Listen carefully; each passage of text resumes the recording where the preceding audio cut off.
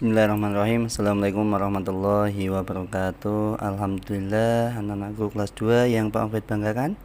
Pada kesempatan kali ini Allah masih memberikan kesehatan kepada kita semua, sehingga kita masih bisa melanjutkan kegiatan pembelajaran kita pada pagi hari ini.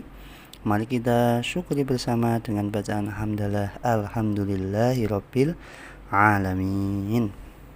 Baik anakku semua, untuk materi kali ini kita akan melanjutkan tema 1, subtema 2, pembelajaran 1 dan 2, yaitu untuk tema subtema 2 ini nanti yaitu hidup rukun dengan teman bermain, ya. Hidup rukun dengan teman bermain.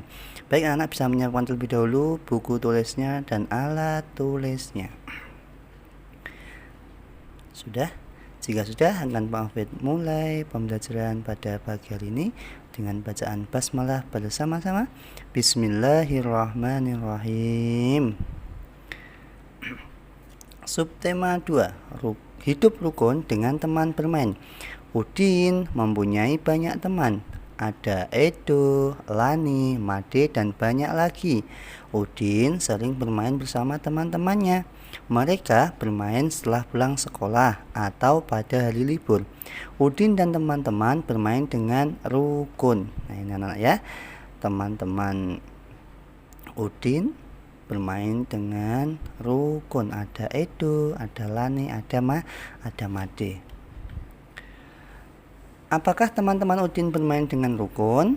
Nah, kita akan memberi tanda centang untuk gambar yang sesuai dengan yang menunjukkan sikap rukun ketika bermain. Oke. Untuk gambar nomor 1, yakni mencerminkan sikap rukun atau tidak, anak-anak? Mencerminkan, ya, benar sekali. Kemudian untuk gambar nomor 2, mencerminkan atau tidak? Iya, mencerminkan, ya. Beri tanda centang.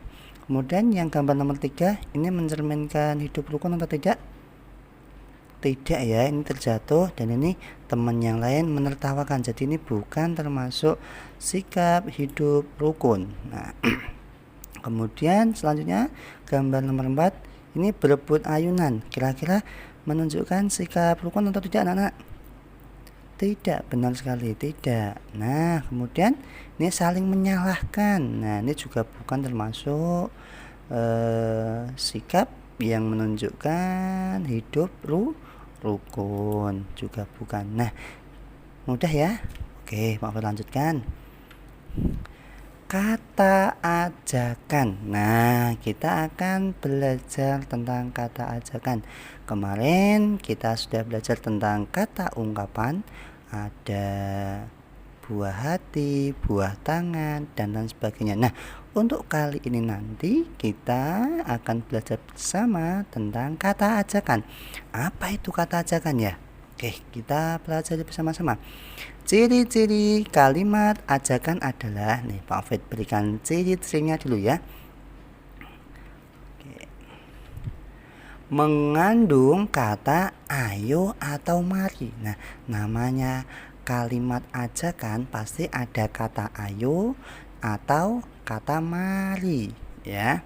Kemudian ciri-ciri yang lainnya yaitu diakhiri dengan tanda seru. Nah, akhir kalimat diakhiri dengan tanda seru seperti ini, anak, ya. Tanda seru. Nah, contohnya bagaimana, Pak Fit? Contohnya seperti ini. Ayo kita makan bersama. Nah, ayo ini kata ajakan, kemudian diakhiri dengan tanda seru. Nah, kalau semuanya ini disebut kalimat. Kalimat apa, anak? Kalimat kalimat ajakan. Kata ajakannya apa? Kata ajakannya menggunakan ayo. Kemudian contoh yang lain menggunakan kata mari. Mari ikut aku. Nah, ini adalah juga contoh kalimat ajakan. Kata mari kemudian diakhiri dengan tanda seru. Mudah, ya? Mudah. Oke, sekarang coba kita amati percakapan berikut. Udin, Do, ayo kita bermain kelereng di lapangan. Edo, ayo Din, kita ajak teman-teman yang lain. Udin, Boleh saja Do, semakin banyak teman akan lebih menyenangkan. Kemudian Edo, tapi Din, aku tidak bisa membawa sepedaku ke lapangan. Ban sepedaku bocor. Udin, tidak apa-apa Do, ayo aku bonceng naik sepedaku. Udin dan Edo mengajak semua teman-teman bermain. Mereka tidak memilih-milih teman. Udin dan Edo selalu menjaga kerukunan. Nah, anak-anakku yang Pak Hafid banggakan, dari percakapan ini kita bisa mengamati bersama ada beberapa kalimat ajakan yang terdapat dalam kalimat percakapan. Nah, coba kita amati bersama, kita cari ya. Ciri-cirinya ada kata ajakan. Kata ajakan apa tadi? Ayo atau mari. Coba. Do, ayo. Nah, ini adalah termasuk dalam kalimat ajakan. Kenapa? Karena ada kata ayo. Kemudian bawahnya itu ayo Din. Nah, ini juga sama. Ini juga termasuk kalimat ajakan karena terdapat kata ajakan. Kemudian selanjutnya nih, tidak apa-apa. Do, ayo. Aku bonceng naik sepedaku. Nah, ini dia. Ayo aku bonceng naik sepedaku. Ini juga termasuk kalimat ajakan. Mengapa? Karena ada kata ajakan. Bisa anak? Mudah ya. Nah, coba kita belajar menuliskan kalimat yang menggunakan kata ajakan untuk mengajak teman. Nah, ini contoh dari Pak Hafid ya. Nanti anak-anak bisa mengembangkan sendiri dengan contoh sendiri boleh ya. Contohnya ayo ikutlah bermain sepak bola denganku. Nah, ini kata ajakannya, kemudian diakhiri tanda seru. Anak-anak boleh menggunakan contoh yang lain sesuai yang anak-anak bisa, nggak apa-apa gitu ya. Paham? Mudah? Oke, Pak Hafid lanjutkan. Nah, amati gambar di bawah ini. Kita diminta untuk mengurutkan gambar di bawah ini sehingga menjadi sebuah cerita. Oke, kira-kira gambar yang pertama yang mana nih ya? Kita lihat dari percakapannya. Oke. Nah, ini ya, ini dia. Made, ayo kita bermain kelereng di lapangan. Ini adalah gambar pertama. Kemudian Made menjawab, ayo Din, aku mengambil kelerengku terlebih dahulu. Made mengajak Udin bermain kelereng di lapangan. Kemudian mereka bermain. Ini gambar nomor 2. Mereka bermain di lapangan. Nah, setelah bermain, mari kita rapikan tempatnya untuk menjaga kebersihan. Ini gambar ketiga. Ini ada kata ajakan ayo. Ini juga ada kata ajakan ayo. Ini juga ada kata ajakan mari. Nah, bisa menggunakan ayo, bisa menggunakan mari. Ini sama-sama kata ajakan. Paham anak? Mudah ya.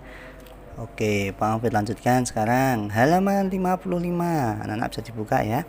Halaman 55. Udin dan Edo membawa kelereng. Kelereng Udin ada 115. Kelereng Edo ada 124. Perhatikan banyak kelereng itu bila digambarkan dengan kubus satuan. Nah, anak-anak, untuk cara mengamati kubus atau mencari mana yang lebih banyak atau lebih sedikit, anak-anak bisa dilihat dari nilai tempat yang ratusan dulu. Nah ya, untuk yang pertama coba kita amati nilai ratusannya dulu, kedua-duanya ya, kelereng Udin dan kelereng Edo, dua-duanya kita amati. Yang pertama yaitu dimulai dari nilai tempat ratusan. Nah ini kelereng Udin dan kelereng Edo sama-sama 100 ya, nilai tempat ratusannya sama-sama 100 atau kubusnya satu ya, jumlahnya 1, jadi menunjukkan ratusan sama. Nah, kalau sama kita beralih Selanjutnya nilai tempat selanjutnya yaitu puluhannya. Kita amati. Nah, puluhannya. Nah, ini bisa kita amati.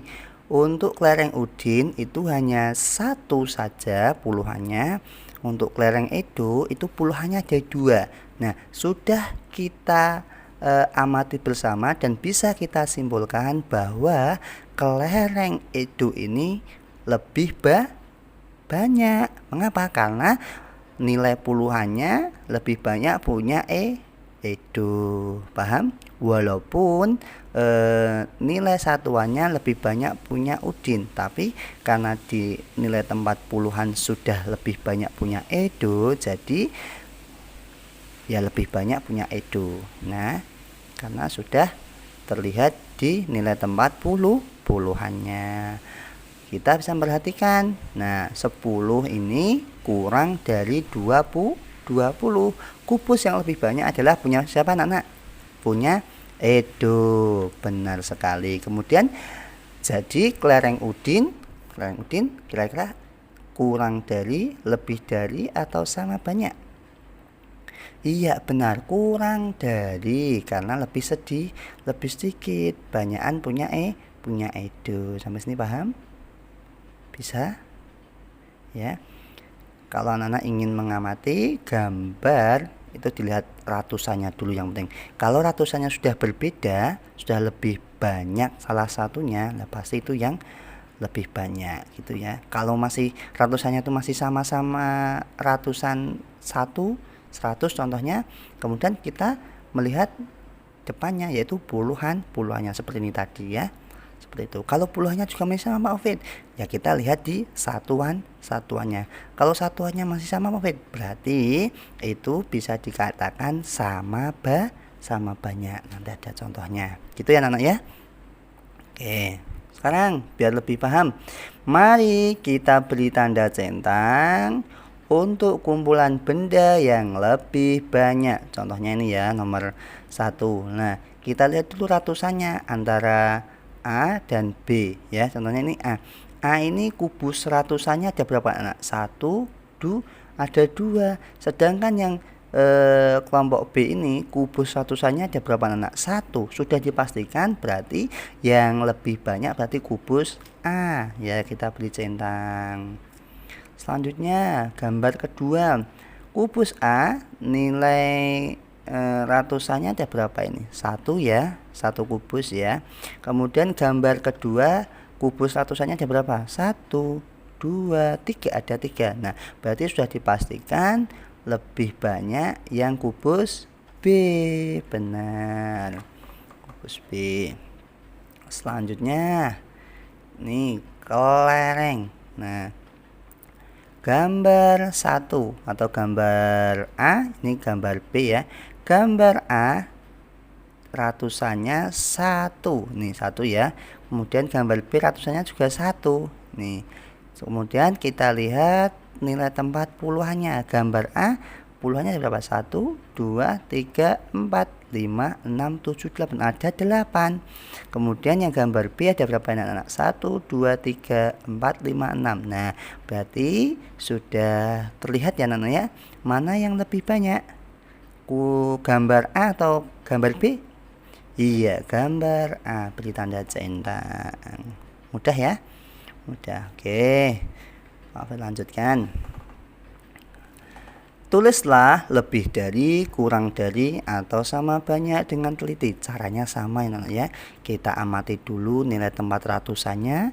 Jika sama kita lihat nilai puluhannya. Jika masih sama kita lihat baru satuannya. Yang penting satuannya itu dilihat terakhir ya ya. Oke, yang pertama gambar A dan B kita bandingkan. Ini nilai ratusannya sama-sama 3 ya. 1, 2, 3, 1, 2, 3. Kemudian untuk nilai tempat puluhannya, untuk gambar ada 1, 2, 3.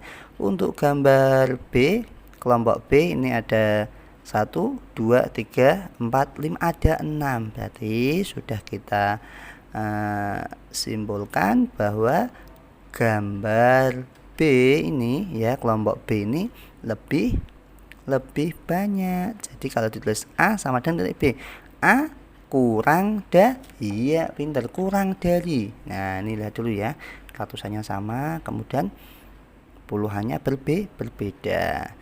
Nah A kurang dari B, A kurang dari B ya. Kemudian sama untuk nomor 2, kelompok A dilihat ratusannya, kelompok B juga dilihat, sama ya anak ya. Kemudian puluhannya dilihat, puluhannya 1, 2, 3, 4, 5, 1, 2, 3, 4, 5, sama ya, ratusannya sama, puluhannya juga sama. Sekarang satuannya ada berapa ini? 1, 2, 3, 4, 5, 6, 7, 8. Untuk kelompok A satuannya ada 8. Untuk kelompok B satuannya ada berapa anak? 1, 2, 3, 4, 5, 6, 7. 8 sama 7 kira-kira banyak mana? Banyak 8 ya. Berarti A ini lebih dari ya, karena lebih banyak ya. A lebih dari B karena B lebih sedikit. Selanjutnya nomor 3. Nah sama, kelompok A dan B kita lihat dulu ratusannya. Untuk kelompok A ini ratusannya ada berapa jumlahnya? 1, 2 ya. Untuk kelompok B ratusannya berjumlah berapa anak-anak? 1, 2, 3. Nah sudah jelas ya, berarti A ini kurang dari B karena lebih banyak yang B. Nah A kurang dari B, mudah ya, bisa ya. Nah kemudian nomor 4. Nih ratusannya kita lihat, kelompok A ratusannya ada 1, kelompok B ratusannya juga ada 1. Sama ya, sama-sama 1 ya jumlahnya. Kemudian kita lihat untuk nilai tempat puluhan, puluhannya ada 1, 2, ada 2. Yang kelompok B juga ada 1, 2, ada 2 juga, sama.